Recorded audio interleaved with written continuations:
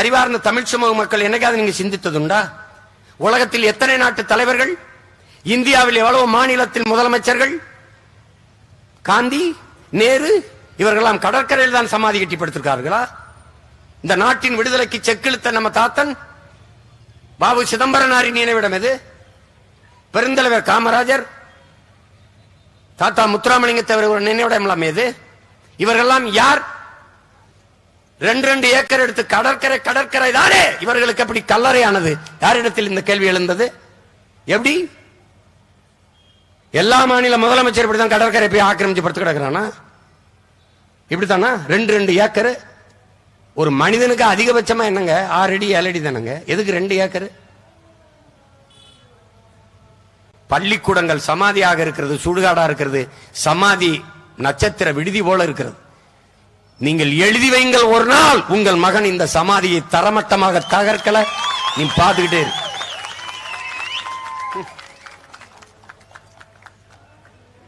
நாட்டு அடிமைப்பட்டு கிடக்கும்போது விடுதலைக்கு போராடியவன் எங்க புதைக்கப்பட்டிருக்கான், எங்க விதைக்கப்பட்டிருக்கான்னு யாருக்கும் தெரியல.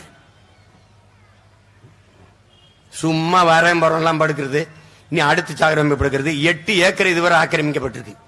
கடற்கரை என் மக்களின் சொத்து. கடற்கரை தான். அது எவருக்கும் கல்லறையா இருக்க அனுமதிக்க முடியாது. வேணா நிலம் வாங்கி சொந்தமா போய் கட்டிக்கிறீங்க. 5000 ஏக்கர்களோட கட்டுங்க, நான் வேணான்னு சொல்ல. எந்த கோபமும் உனக்கு வர மாட்டேங்குது. எதை பற்றியும் கவலைப்பட மாட்ட.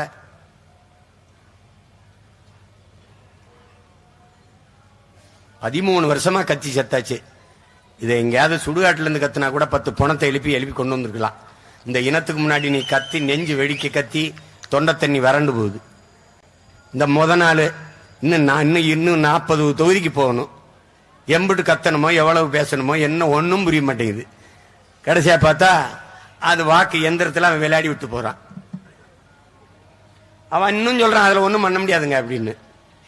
அவர் சொல்றாரு இந்த வாக்கு எந்திரத்துல அது ஓட்ட மாத்த போட முடியும்னு யாரும் நிரூபிக்க முடியலையே. அப்ப மூக்குத்திகளை பிட்ட கொண்டு போகலாம்னு மட்டும் யாரும் நிரூபிச்சது? நீட்டு தேர்தல் எழுதும் போது என் தங்கச்சியிலுடைய மூக்குத்தி தோட கலெக்டரிலாம் இல்லையா, உள்ளாடை கலெக்டரிலாம் இல்லையா? இந்த முத்தினியூண்டு மூக்குத்திகளை பிட்ட கொண்டு போய் எழுதிட முடியும்னு நம்புறாங்க, நம்ப சொல்லுகிறார்கள். ஆனால் இந்த எந்திரத்திற்குள் ஒன்னும் செய்ய முடியாதுங்கிறார்கள். சந்திராயனுக்கு ராக்கெட் விட்டி இல்ல, சந்திர மண்டலத்துக்கு சந்திராயனை எங்க இருந்து விட்டீங்க? சந்திரன் கிட்ட போயா இல்ல இங்க உட்கார்ந்தா? இங்க உட்கார்ந்து இயக்கிற முடியுது இல்ல. நான் உங்களோடு பேசுவதை டெல்லியில இருந்து ஒட்டு கேட்க முடியுதா இல்லையா? எங்க அம்மாவுக்கு நான் பேசுறதை நீ பதிவு பண்றீங்களா இல்லையா? முடியுது இல்ல.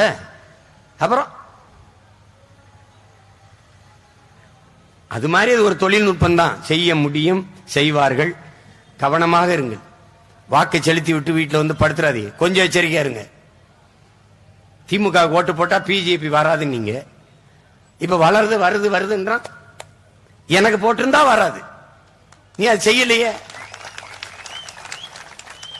பிஜேபி பிடிஎம் குடுகுடு படிச்சான். அவங்க ஜெய் ஸ்ரீராம், இவ சக்கமா சொல்றா. 2 பேருக்கு என்ன வித்தியாசம் இருக்கு? அவங்க ஜெய் ஸ்ரீராம். என்னங்க விலைவாசி இப்படி ஏத்திட்டீங்க? ஜெய் ஸ்ரீராம். என்னங்க அந்த 2 பெண்ணை இப்படி கற்பழிச்சு தீ வச்சு கொளுத்திட்டாங்க? ஜெய் ஸ்ரீராம். என்னங்க பெட்ரோல் டீசல் விலையை இப்படி ஏத்தி விட்டுட்டீங்க? ஜெய் ஸ்ரீராம். அவங்க இவன் சக்கமா சொல்றா.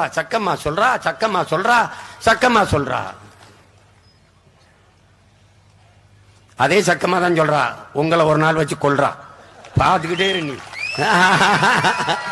ஏன்னா ஒரு பகுத்தறிவு இயக்கம், முற்போக்கு இயக்கம்னு குடுகுடு படிச்சுறான் ஊரா ஓட்டுக்கு.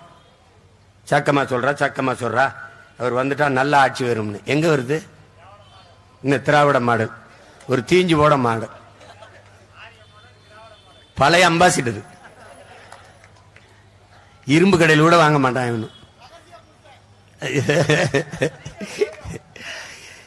இதை என் தாய் தந்தையர் எங்களை நம்பி வாக்கு செலுத்துறார்களோ, என் தம்பி தங்கைகள் செலுத்தி விடுவீர்கள் என்று அசைக்க முடியாத நம்பிக்கை எனக்கு இருக்கு. நான் உங்களுக்கு பழகிருச்சு. அதனால அவங்க ரோசப்படுறதே இல்லையே. ஏன் தெரியல. போன தடவை 2019 21 சீட்ல ஒரு சீட்டு கொடுக்கல. ராமநாதபுரத்தில் கூட்டணி கட்சிக்கு மட்டும் நவாஸ் கனி அவர்கள் கொடுத்துட்டு விட்டுட்டாங்க. இந்த வாட்டியும் 21 இடத்துல ஒரு கிறிஸ்தவர் இஸ்லாமியர் கூட சீட் இல்லை. நாங்க பார்த்து பார்த்து தேடி தேடி அப்படி கொடுப்போம். எங்களுக்கு ஒரு மதிப்பும் இல்லை, ஒன்னும் கிடையாது. போன முறை 5 இடம் கொடுத்தேன், ஒரு ஓட்டு போடல. இந்த வாட்டி கொடுக்க முடியல, ஏன்னா எல்லா சமூகத்துக்கும் பிரதிநிதித்துவம் கொடுக்கணும்னா 2 இடம் தான் கொடுக்க முடிஞ்சது. எல்லாருக்கும் பாருங்க, யார் யாருக்கு எந்தெந்த சமூகத்துக்கு சீட்டு கொடுத்துருக்கோன்னு ஒரு தடவை எடுத்து படிச்சு பாருங்க. அதுல எவ்வளவு மருத்துவர்கள், எவ்வளவு ஆசிரியர் பெருமக்கள், எவ்வளவு பேராசிரியர்கள், எவ்வளவு பொறியாளர்கள், இவங்க எல்லாம் கோடிகளை கொட்டி வேலை செய்ய வந்தவர்கள், உயர்ந்த கொள்கையை கொண்டு வேலை செய்ய வந்தவர்கள். காசை வைத்துக் கொண்டல்ல, கருத்தியல் புரட்சியின் மூலமாக இந்த நிலத்தை வளத்தை பாதுகாக்க வேண்டும் என்று வந்தவர்கள். மண்ணின் வளத்தையும் மக்களின் நலத்தையும் பாதுகாக்க வேண்டும் என்ற உயர்ந்த எண்ணத்திலே களத்திலே நிற்பவர்கள் என்னுடைய தம்பி தங்கைகள். அப்படி இந்த களத்திலே திருநெல்வேலியிலே கடந்த முறையும் நிறுத்தினேன், இம்முறையும் நிறுத்திருக்கேன். காரணம் நம்பிக்கை. நம்பிக்கை. அலெக்சாண்டர் பெற்ற வெற்றிகளை எல்லாம் தன் தோழர்களுக்கு பிரித்து கொடுத்து விட்டான். வெறுங்கையோடு நிற்கிறான். அவர்கள் கேட்கிறார்கள், சக வீரர்கள், அலெக்ஸ் எல்லாவற்றையும் எங்களுக்கு கொடுத்து விட்டாய், உன்னிடத்தில் ஒன்றுமே இல்லை என்று வேகமாக ஓடிப்பை தன் குதிரை மேலே ஏறி நின்று தன் இடுப்பிலே இருந்த வாளை உருவி விண்ணை நோக்கி உயர்த்தி சொன்னான், என்னிடத்திலே நம்பிக்கை இருக்கிறது என்று. அதேதான் உங்கள் பிள்ளையும் சொல்கிறேன். உன்னை ஒருவனாலும் தோற்கடிக்க முடியாது, உன் நம்பிக்கையில் நீ தோற்கிறவரே என்கிறான் மாவீரன் சுபாஷ் சந்திர போஸ். எங்கள் தலைவர் எங்களுக்கு கற்பிக்கிறார். என் அன்பு பெற்றோர்களே, அருமை சொந்தங்களே, நல்லவர்கள் கூட தோற்றதாக சரித்திரத்தில் இடம் உண்டு, நம்பிக்கை கொண்டவர்கள் தோற்றதாக செய்தி இல்லை என்று. அந்த நம்பிக்கை தான் எங்களை பெற்றோர்கள், எங்கள் உறவுகள் எங்களை கைவிட்டு விட மாட்டார்கள், ஆற பற்றிக் கொள்வார்கள், ஆதரவு தருவார்கள், அவர்களின் வாக்கை எங்களுக்கு தந்து வெற்றி பெறச் செய்வார்கள் என்று நம்பிக்கையில் தான் விடாமுயற்சியில் இதை தொடர்ந்து களத்திலே நின்று சந்திக்கிறோம். அதனால்தான் இதை மாற்றத்திற்கான எளிய மக்களின் புரட்சி என்ற முழக்கத்தை முன்வைத்தோம். நாம் தமிழர் என்பது கட்சியின் பெயர் அல்ல, நாங்கள் பிறந்த பெருமை மிக்க இனத்தின் அடையாளம்.